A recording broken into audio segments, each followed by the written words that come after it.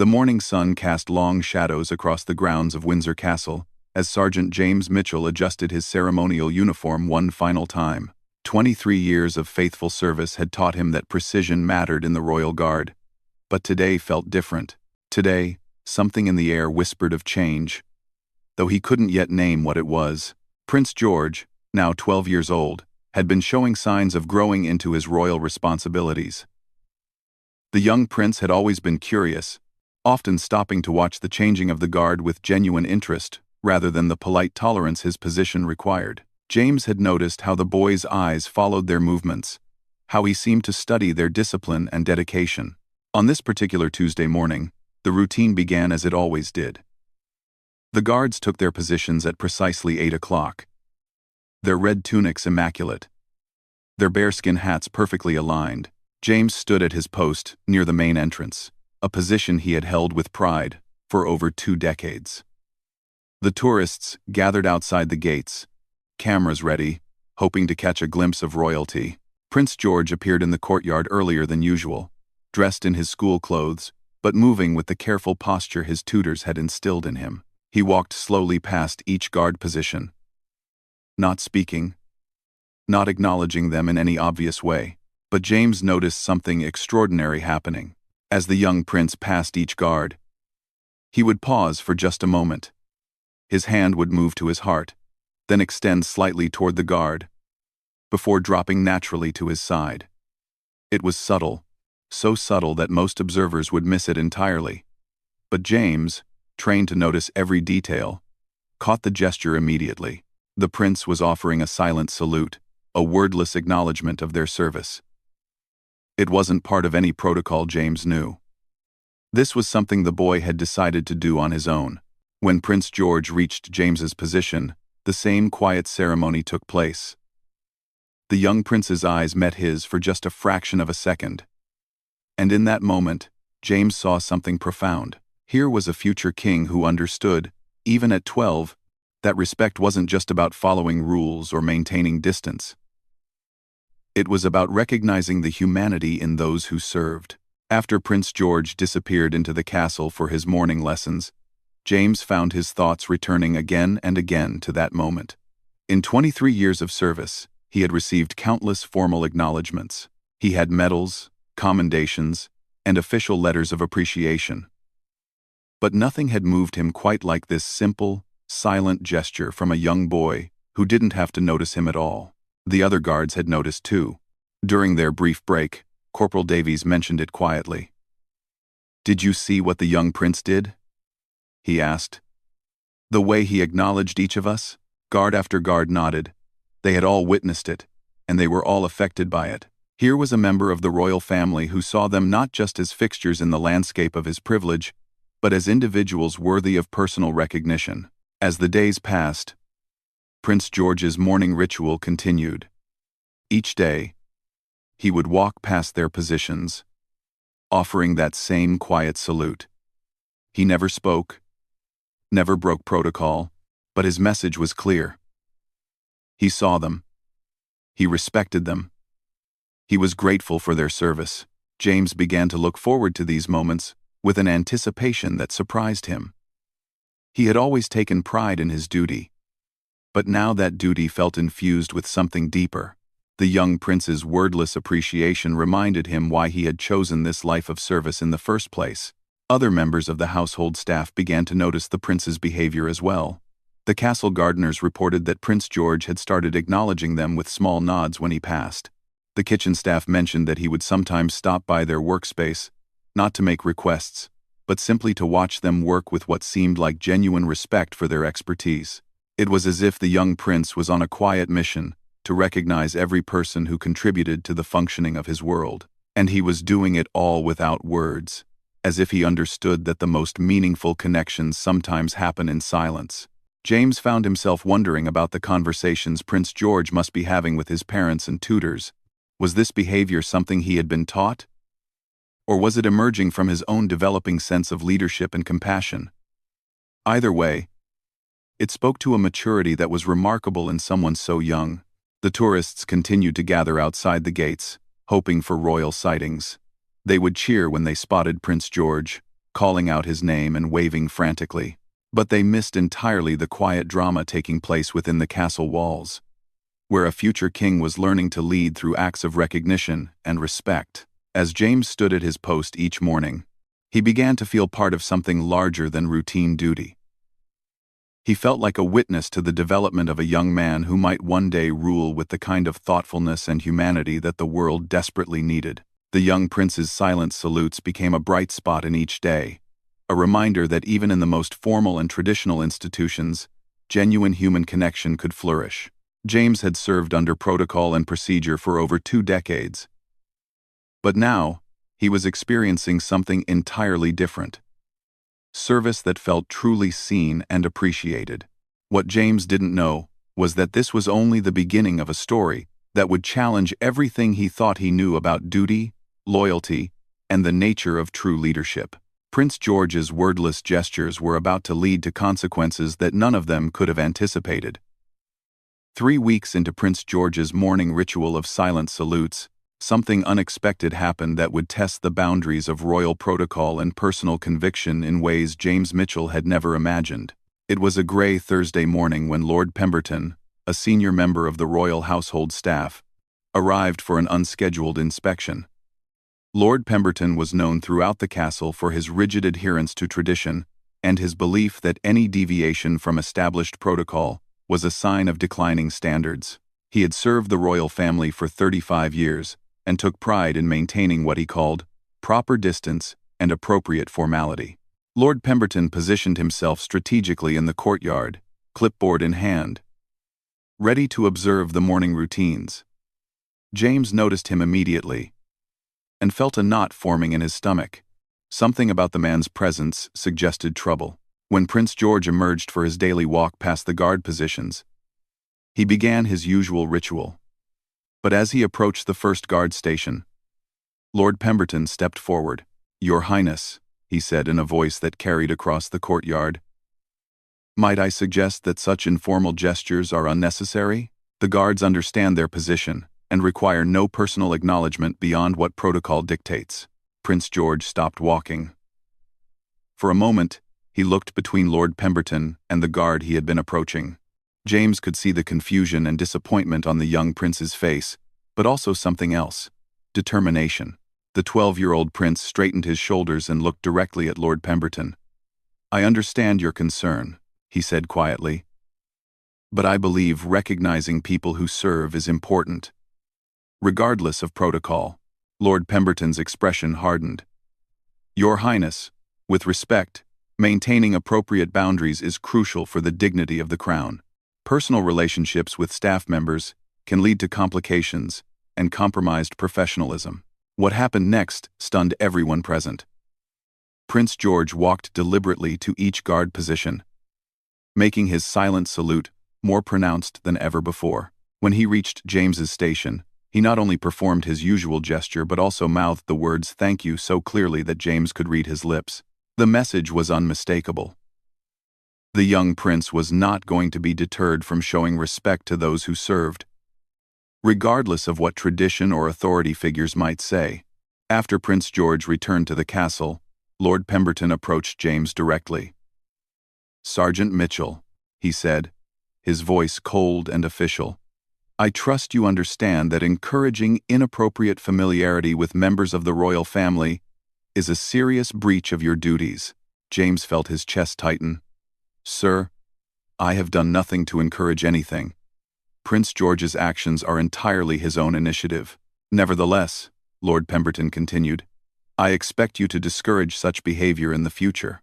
The proper response to any informal gesture from a royal family member is to maintain strict protocol and not reciprocate in any way." That evening, James went home to his small flat in Windsor Town with a heavy heart.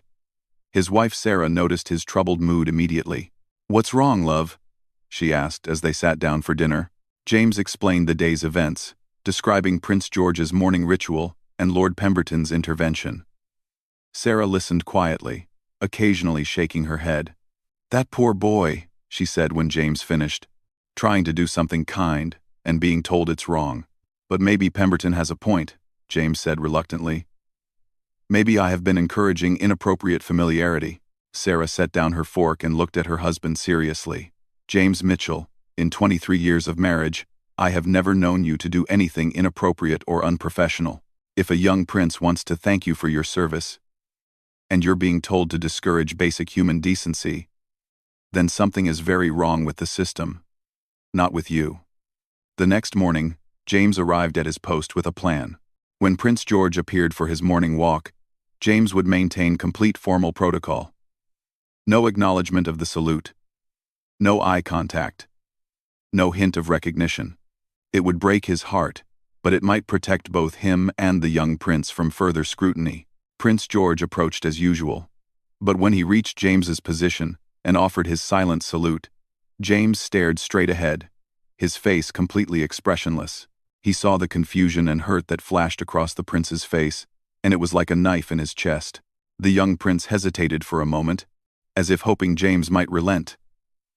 When no acknowledgement came, Prince George slowly lowered his hand and continued walking, but his shoulders sagged slightly, and James could see that something had broken in the boy's spirit. For the rest of the week, Prince George continued his morning walks, but the energy had gone out of them. His gestures became smaller, less confident. Several times, James caught the boy looking at him with a mixture of confusion and sadness that made him want to abandon protocol entirely. The other guards noticed the change too. Corporal Davies approached James during a break. "What happened between you and the young prince?" he asked. "He seems different." James explained about Lord Pemberton's directive. Davies listened with growing anger. "So we're supposed to ignore basic courtesy from a 12-year-old boy because some bureaucrat thinks it threatens royal dignity?" Davies asked. "That's the most ridiculous thing I've ever heard." Word spread quickly through the guard ranks. By Friday, every guard who had been touched by Prince George's simple gesture of respect knew about Lord Pemberton's interference, and they were all struggling with the same internal conflict that was tearing James apart. On Friday afternoon, James made a decision that would change everything. He requested a private meeting with his commanding officer, Colonel Richards, and laid out the entire situation. He explained about Prince George's morning ritual, Lord Pemberton's objections, and his own moral dilemma. Colonel Richards listened without interruption, his expression growing more troubled as the story unfolded. "Sergeant Mitchell," he said finally, "in my experience, the royal family's greatest strength has always been their ability to connect with people on a human level. If we're being asked to discourage that quality in a future king, we need to ask ourselves what kind of monarch we're helping to create." That weekend, James made a decision that would require more courage than any moment in his military career. He decided that some things were more important than following orders, even orders from the royal household. If showing basic human decency to a young prince who was trying to learn about leadership and respect meant risking his career, then perhaps it was time to reconsider what that career actually meant. Monday morning would bring a confrontation that would test everyone's understanding of loyalty, duty, and the true meaning of serving the crown. Monday morning arrived with an unusual tension hanging over Windsor Castle. James Mitchell stood at his post, his mind made up about the decision that would define not only his career but his conscience. He had spent the weekend thinking about what kind of world he wanted to help create, and what kind of man he wanted to be. When Prince George appeared for his morning walk, James noticed immediately that the boy moved differently. The confidence and joy that had characterized his daily ritual had been replaced by uncertainty. The young prince approached each guard position, but his gestures had become hesitant, almost apologetic. As Prince George neared James's station, their eyes met for just a moment. In that brief connection, James saw something that broke his resolve to maintain strict protocol. The boy's eyes held a question. "Did I do something wrong? Are you angry with me?" In that instant, James Mitchell made the decision that would cost him his position but save his soul. When Prince George offered his silent salute, James responded with a subtle but unmistakable nod of acknowledgement and respect. It wasn't much, but it was everything. The relief and joy that flooded Prince George's face was immediate and profound. His shoulders straightened, his step regained its confidence, and he completed his walk with renewed purpose. For a few precious moments, the natural order of human kindness and respect had been restored, but Lord Pemberton had been watching from a window overlooking the courtyard, and he had seen everything. Within an hour, James found himself standing in Colonel Richards's office, facing not only his commanding officer but Lord Pemberton himself. The older man's face was rigid with disapproval. "Sergeant Mitchell," Lord Pemberton began, "you were given explicit instructions regarding appropriate protocol with Prince George. Your deliberate disobedience cannot be overlooked." Colonel Richards shifted uncomfortably in his chair. "James, you understand the position this puts me in. You directly violated a clear directive from the Household Administration." James stood straight, his voice steady despite the gravity of the moment. "Yes, sir. I understand. But I also understand that Prince George is a 12-year-old boy who is trying to learn what it means to be a leader. If we teach him that showing respect and gratitude to those who serve is inappropriate, what kind of king are we helping him become?" "That is not your concern, Sergeant," Lord Pemberton interjected sharply. "Your concern is following orders and maintaining proper boundaries." "With respect, sir," James continued, "I believe it is my concern. I swore an oath to serve the Crown, and that includes helping to ensure that the Crown represents the best of what leadership can be. Prince George's desire to acknowledge and thank those who serve him shows exactly the kind of character we should be nurturing, not discouraging." Lord Pemberton's face grew even more stern. "Your philosophical opinions are irrelevant, Sergeant. The question is simple. Will you follow orders or not?" James took a deep breath. "If those orders require me to ignore basic human decency from a young man who is trying to do the right thing, then I cannot in good conscience follow them." The silence that followed was heavy with implications. Colonel Richards looked genuinely pained. "James, you realize what you're saying? You're effectively refusing a direct order." "Yes, sir, I am." "Then you leave me no choice. I'll have to recommend disciplinary action, possibly including termination." James nodded. "I understand, sir. But some things are more important than my career." What happened next surprised everyone in the room. The door opened, and Prince William, Duke of Cambridge, entered the office. Lord Pemberton immediately stood and bowed. "Your Royal Highness," Lord Pemberton said, clearly flustered. "We weren't expecting—" "I'm sure you weren't," Prince William said quietly. "But I've been hearing some concerning reports about restrictions being placed on my son's interactions with castle staff." Lord Pemberton straightened defensively. "Your Highness, we were simply maintaining appropriate protocol and boundaries." Prince William turned to James. "Sergeant Mitchell, would you mind explaining to me exactly what my son has been doing that has caused such concern?" James described Prince George's morning ritual, the silent salutes, the young prince's obvious desire to show respect and gratitude to those who served the royal family. As he spoke, Prince William's expression grew thoughtful. "And you were instructed to discourage this behavior?" Prince William asked. "Yes, Your Highness," James replied. "I was told that acknowledging Prince George's gestures was inappropriate, and that I should maintain strict protocol regardless of his actions." Prince William was quiet for a long moment. Then he turned to Lord Pemberton. "Let me make something very clear. My son is learning to be a leader, and the most important quality any leader can have is the ability to recognize and appreciate those who serve. If we teach him to maintain appropriate distance from the people who dedicate their lives to his family's service, we're teaching him to be the wrong kind of king." Lord Pemberton looked stunned. "But Your Highness, tradition and protocol serve a purpose," Prince William interrupted. "But they should never prevent basic human decency and gratitude. If anything, we should be encouraging George's instinct to acknowledge and thank those around him." He turned back to James. "Sergeant Mitchell, I want to thank you for standing up for what you believed was right, even when it might have cost you your position. That takes the kind of courage and integrity that I want my son to see and learn from."